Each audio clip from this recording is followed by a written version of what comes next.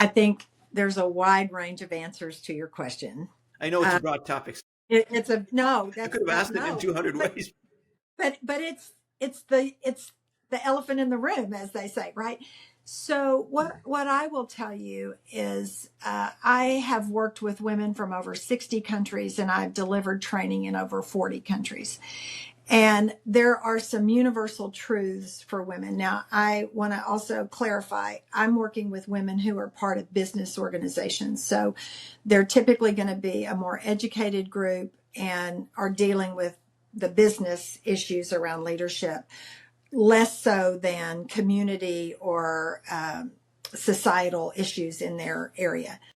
The universal truths that I find with women are they are typically seen as support resources, or one, I call it one down versus, men are in the one up, women are in the one down.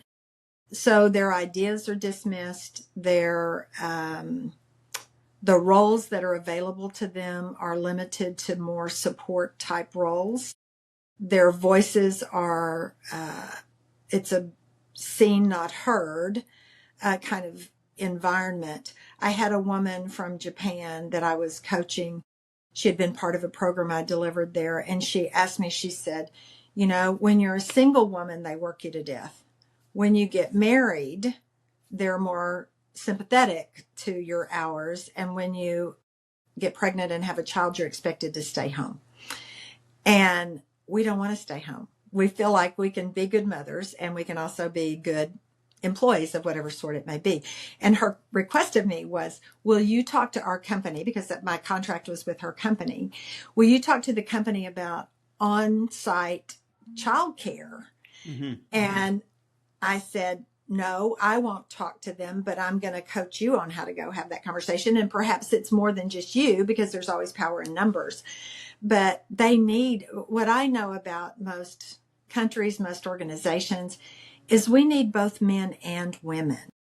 And when you look at it in that way, there was a headline during, I think it was the 2008 financial debacle here in the US around mortgages and all that kind of stuff.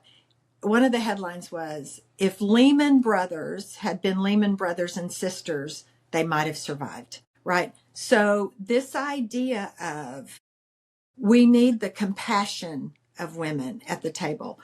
We need the strength of women considering things from a risk perspective, a planning perspective, an organizing perspective at the table to balance out we're just going to go in and, ramrod the answer, or it's going to be focused on power, greed, and quite honestly, around the world, if you look at domestic abuse and how women and girls are treated as property, as cattle, it breaks my heart. And, one of my hashtags and many of the things that I do is hashtag value women and girls, because we aren't valued in those ways.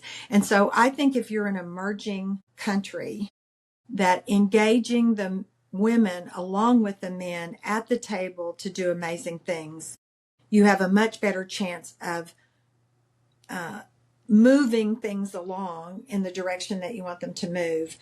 Because we know that you need the psychological buy-in and you need the commitment of everybody to affect big changes. And so I think engaging women is extraordinarily important. Absolutely.